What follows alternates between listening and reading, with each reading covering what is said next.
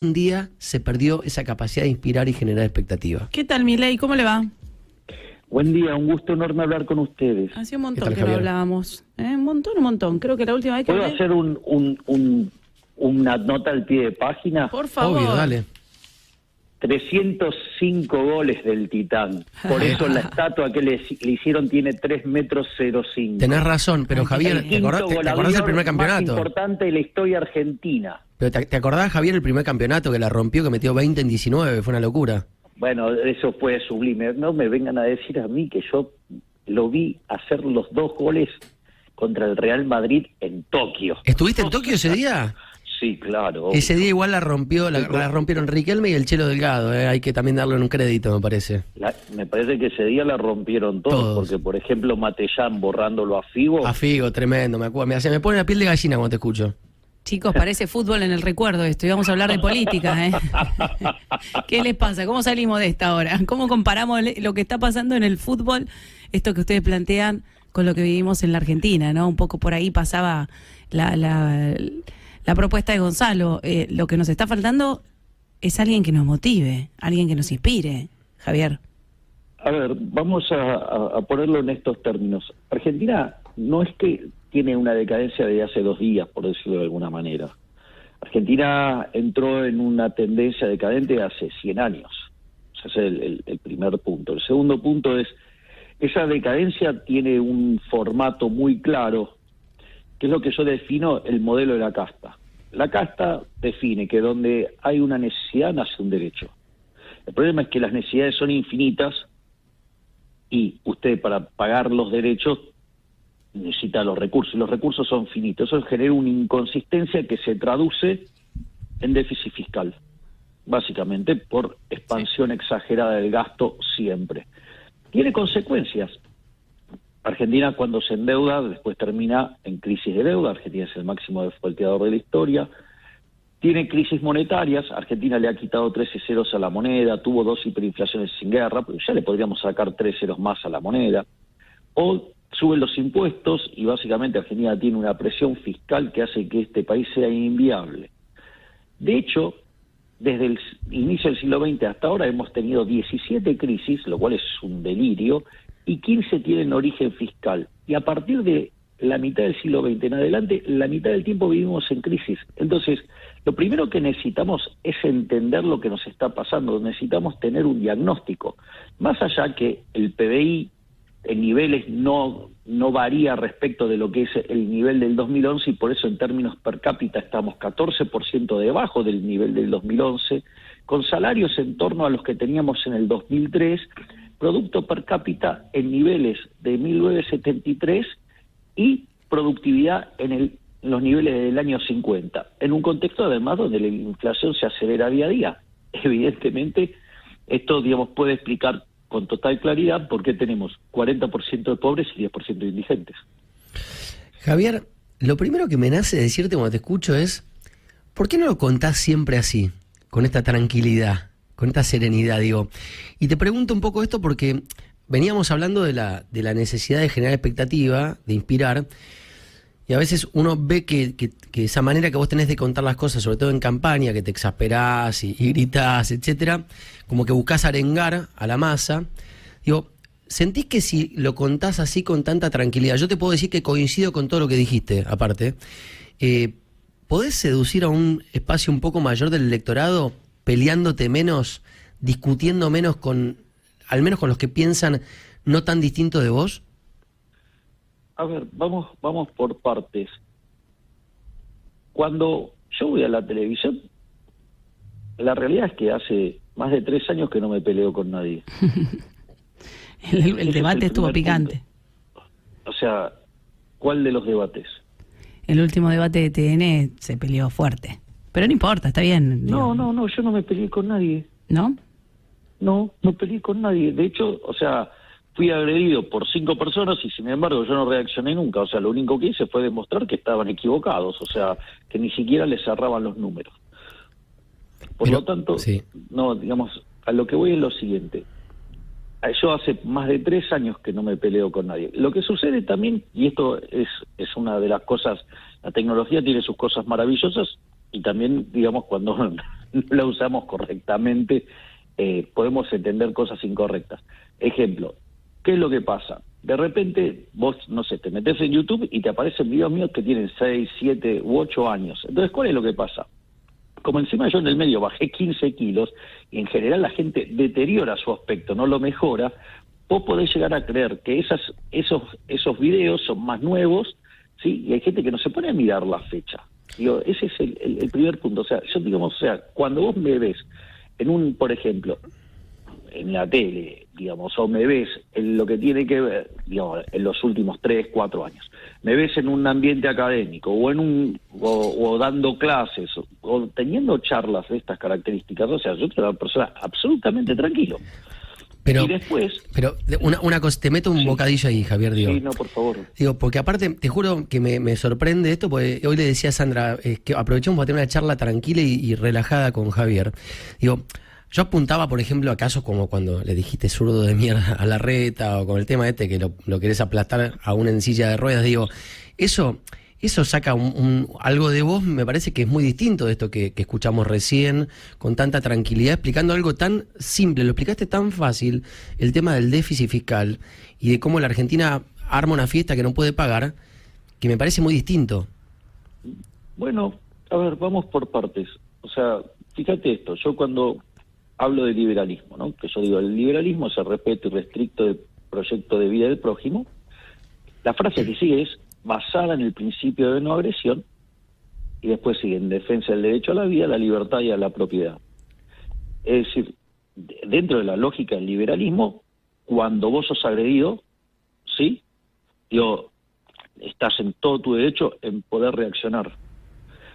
En ese sentido, es muy interesante lo que ocurre, porque primero, digamos, es una red social mía y en mi red social yo la manejo como quiero. Y si la verdad no te gusta mi red social, no la miras y se termina el problema. O sea, es más fácil, digo, punto 1. Punto 2, es interesante toda la victimización del jefe de gobierno de la ciudad cuando él en realidad utiliza recursos públicos para perseguir a opositores. Entonces, que eso era lo que yo estaba planteando. Entonces, me parece que hacer el foco sobre las palabras que yo pude haber usado frente a las operaciones. De hecho, digamos, esta semana estuvo circulando, digamos, un video donde un periodista cuenta cómo Larreta lo llama para darle pauta. Lo de Babi Checopar, que decir. Sí, pero Bueno, más allá de eso, eso, digo, si eso se traduce en denuncia y en exposición, es una cosa. Que eso se traduzca de la vereda enfrente, en zurdo de mierda, en te voy a aplastar, te voy a atropellar, o sea, y tantas otras cosas. Pero digo, en algún lugar te arrepentís de estos exabruptos que tenés. A ver, vamos, principios de acción y reacción. Yo te pregunto al revés. ¿Vos estás a favor que el jefe de gobierno utilice fondos públicos para perseguir opositores? No, claramente que no. Entonces, a ver, hay una desproporción de fuerzas donde hay una persona que está utilizando el aparato represivo del Estado, ¿sí? Y hay otro que lo único que está haciendo es en su red social decir, che, me están operando.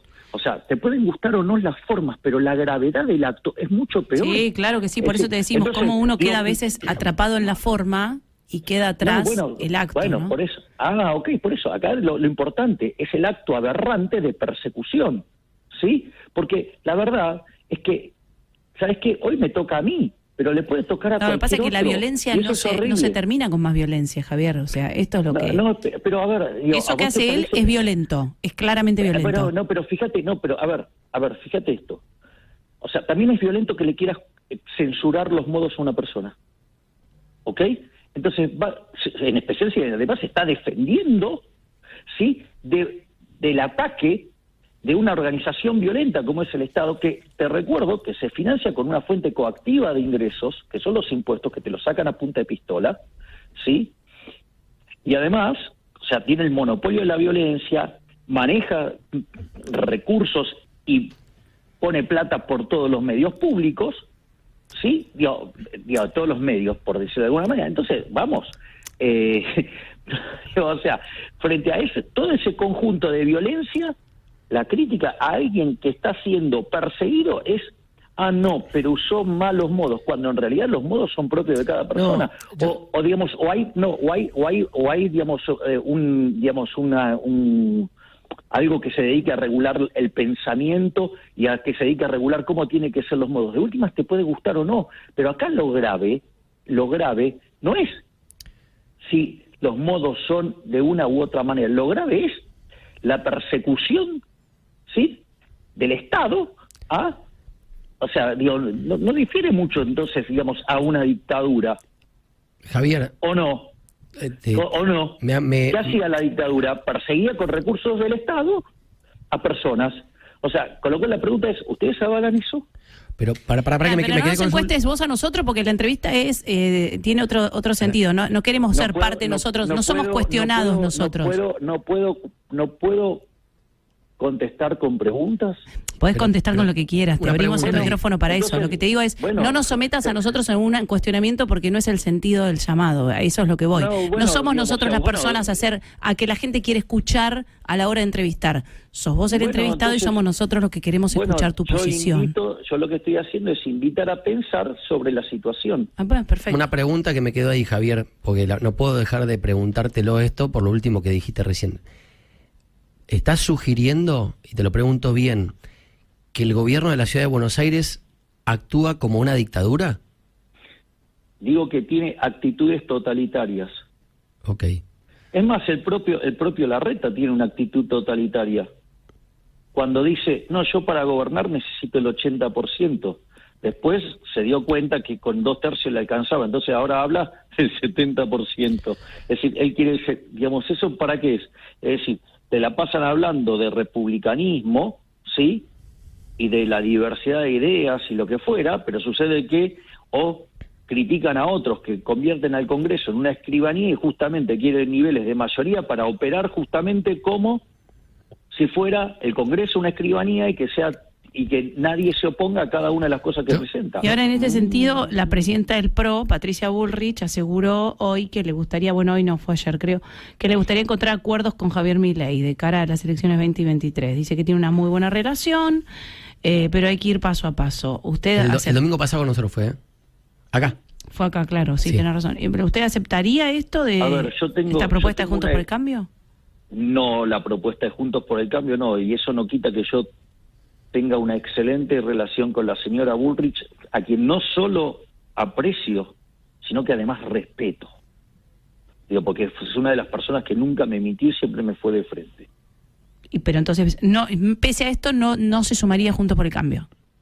Porque yo tengo una interpretación distinta a cómo se debe enfrentar un proceso electoral, por decirlo de alguna manera. Es decir, yo les voy a dar el fundamento de por qué yo pienso lo que pienso. A ver, si ustedes se fijan, la alianza fue como vehículo electoral para ganar el peronismo, fue exitoso. Es decir, le ganó al peronismo. ¿Cuál fue el resultado después gobernando? Fue un gobierno desastroso. Cuando uno mira el caso de Cambiemos, fue una alianza electoral, un vehículo electoral para ganarle al kirchnerismo. Fue exitoso, indudablemente fue exitoso, pero el gobierno fue muy malo, ¿sí? Fue muy malo. En ese contexto apareció la idea de que los únicos que podían manejar esto era el peronismo, básicamente porque son verticalistas. Fíjense que en ese contexto lo que sucedió fue que armaron una alianza electoral para ganarle a Juntos por el Cambio. Y el gobierno es horroroso, es un verdadero desastre. Ha cometido directamente, hay algunas cosas que espero que en su momento esto sea juzgado, ¿sí?, por, digamos, delito de lesa humanidad directamente lo que ha hecho este gobierno, por ejemplo, durante la pandemia. Digo, que quedaría enmarcado de lo que es el Estatuto de Roma de 1998, artículo 7, inciso K. Pero al margen de esa situación, entonces, ¿qué es lo que uno ve? Que cuando esas estructuras diseñadas para ganar elecciones, que buscan tener una muy amplia base, ¿sí?, y entonces empiezan a poner elementos muy heterogéneos, el resultado termina siendo gobiernos que no funcionan. Desde mi punto de vista, lo que debería haber es una reagrupación desde lo ideológico, por decirlo de alguna manera. Entonces usted pondría de un lado a los colectivistas y del otro lado a los que, digamos, defienden al individuo, o sea, a la libertad. Entonces, en ese contexto, del lado colectivista, ¿quiénes quedarían? Obviamente quedaría la Unión Cívica Radical, que es la Internacional Socialista, quedaría la Coalición Cívica, que es aún más de izquierda que los radicales, quedarían las palomitas tibias del PRO, llámese Larreta, llámese Vidal, digamos, llámese Santilli, y quedarían también de ese mismo lado, ¿sí?, los colectivistas de malos modales, que son los kirchneristas, pero que conceptualmente no piensan muy distinto, o sea, Larreta no piensa muy distinto de lo que piensa Kicillof. Así está en una excelente nota que le hace Fantino y lo deja en evidencia cuando empieza a recitar keynesianismo. Eso por un lado. Y usted del otro lado, ¿qué le quedaría? Le quedarían los liberales, le quedaría el peronismo republicano, el peronismo federal, el menemismo, y obviamente los halcones del PRO, pero definitivamente. Pero Javier, en perdón. ese sentido... Yo ¿sí? te pregunto, y digo, vos metés al peronismo republicano, pero Pichetto fue el jefe de bloque de Cristina durante 8 años. Y digo, me cuesta a veces... Y en las últimas elecciones, ¿de quién fue el candidato a vicepresidente? Está bien, pero digo, pero vos creés un poco en la historia de digamos, entonces, digamos, bueno, entonces, antes, si vos querés, o sea, podés llamarlo a Macri y hacerle el cuestionamiento a Macri. No, pero te lo pregunto a vos porque digo, a ver, me cuesta... No, pues digo, yo te propongo que se lo preguntes a Macri, entonces... No, está bien, sí, ojalá podamos entrevistarlo y se lo preguntaría, sí. Digamos, que te resulte más amigable. No, de hecho se lo preguntábamos en el pasado y este tema se zanjó con a lo que voy es que me cuesta un poco entender cómo metes en la misma bolsa a Horacio Rodríguez Larreta y a María Eugenia Vidal con Axel Kicillof, digo, como, me parece son cosas completamente distintas. Yo para no entrar... No, en realidad son iguales, la diferencia son los modos. Mira, hay una entrevista maravillosa de Alejandro Fantino que lo está reporteando a Larreta, y entonces Larreta le empieza a recitar el multiplicador keynesiano. Entonces, Alejandro, un tipo muy inteligente, muy preparado, digo que lo suelen subestimar, pero es un tipo, digamos que yo tengo claro que es un tipo muy, muy capaz, le dice, pero entonces vos sos keynesiano. Y él le dice, por supuesto. Y entonces le dice, sos como Kicillof. Es decir, cuando vos los escuchás hablar, lo que vas a ver es que hay, por ejemplo, un discurso de Cristina durante su segundo gobierno, siendo Kicillof ministro de Economía, que dice las mismas palabras que Larreta. Pero Milei, ¿qué tendríamos que hacer entonces? Porque la verdad es que con este escenario que usted plantea, le pregunto desde su mirada, lógicamente, ¿no? ¿Usted cree en un país, en una república? ¿Usted cree en la división de poderes? ¿Usted cree en que esto se puede sacar adelante planteando una democracia justa? Porque lo escucho y es como que cada vez me siento más deprimida con el planteo que usted hace. No, de todo lo contrario, debería justamente entusiasmarse que hay alguien que entiende cómo funciona el sistema. A ver, vamos por puntos. Yo obviamente estoy jugando dentro del sistema, por eso mi lucha es contra el statu quo y lo hago dentro de las propias reglas del sistema. Dentro de esas propias reglas del sistema, absolutamente, yo creo en la división de poderes. Justamente creo en la división de poderes. Considero que, por ejemplo, sin justicia independiente no tenés república.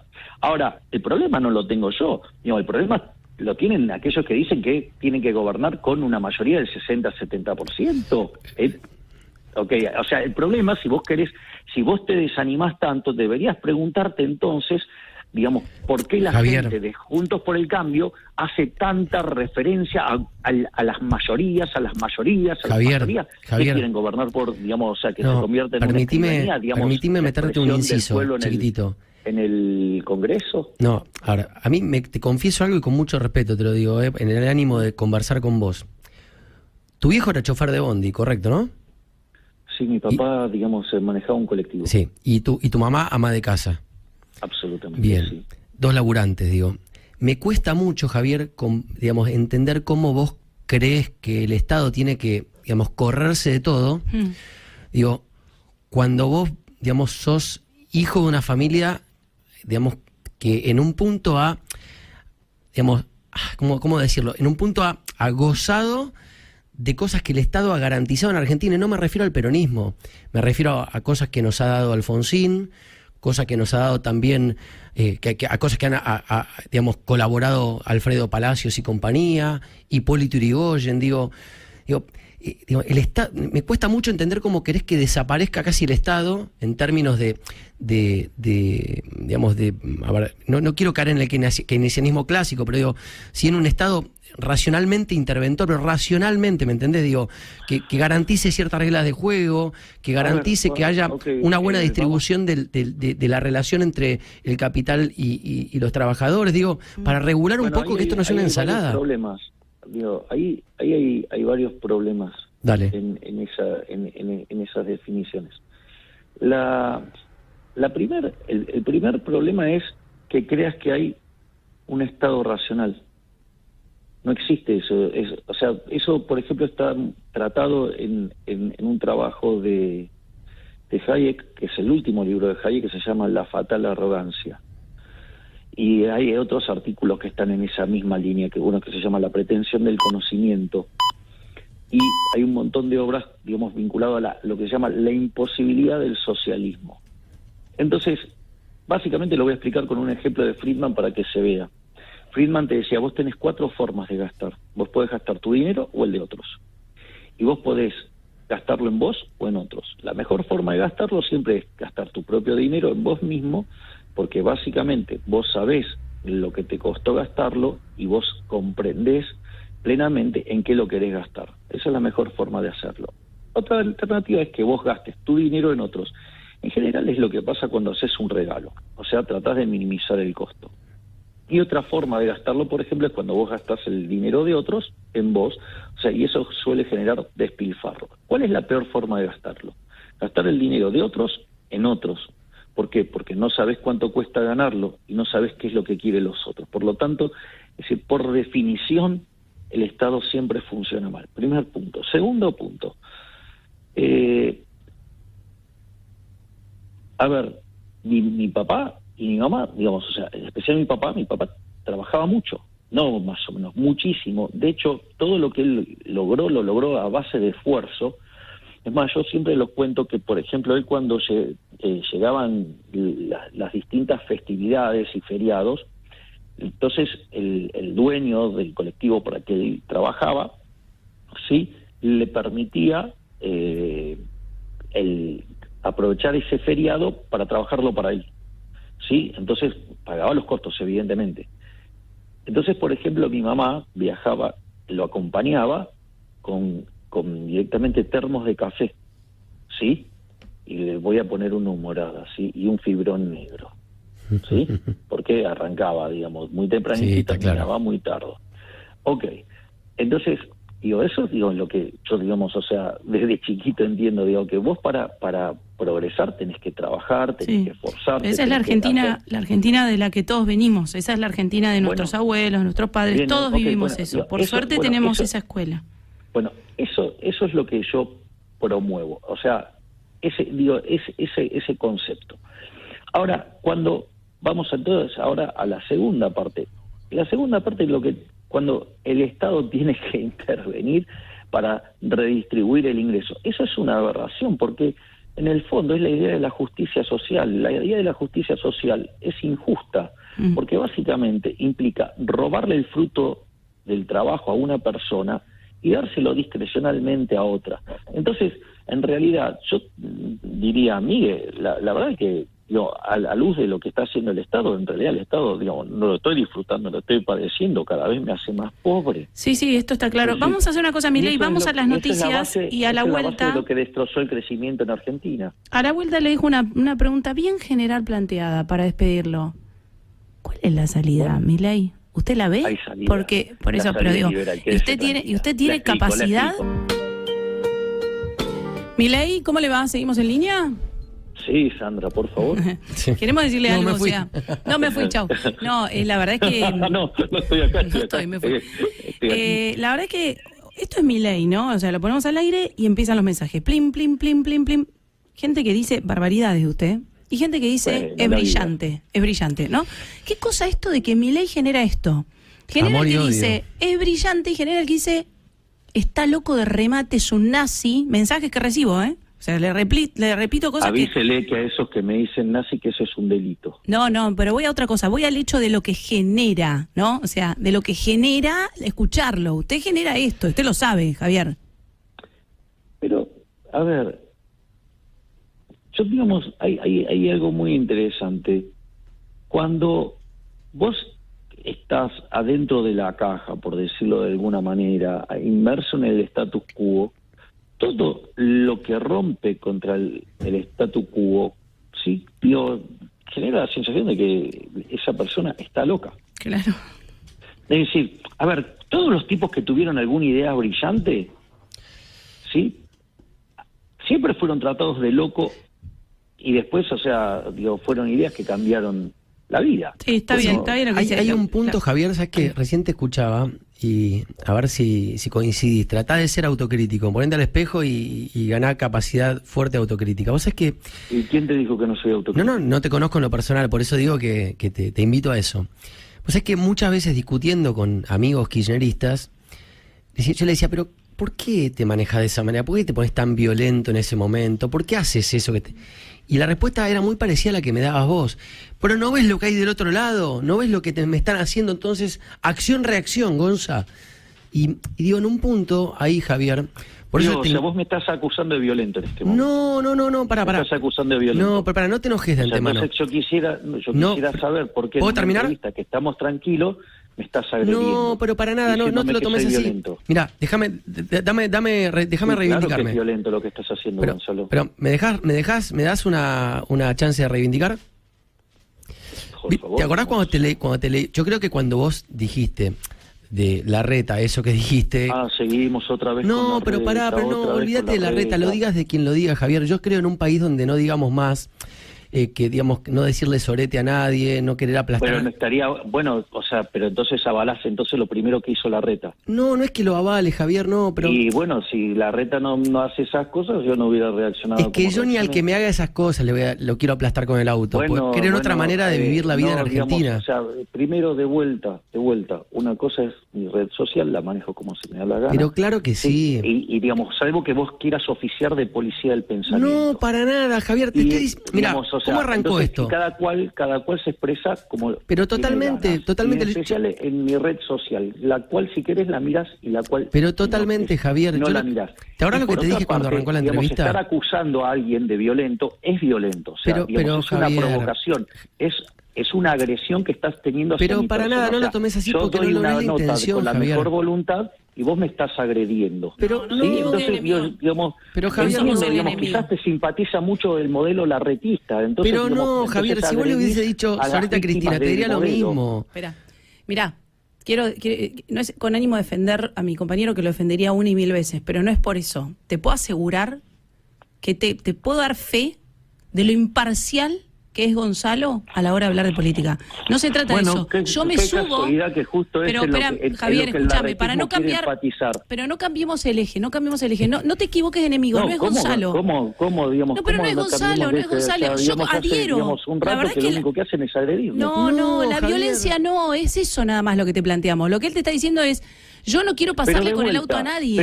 Pero de vuelta, siguen descontextualizando. O sea, alguien estaba siendo víctima de una agresión feroz por el aparato del Estado y ustedes se preocupan por la forma. No, Javier, vamos, pero ¿puedo responder? Sí, yo sí me preocupo.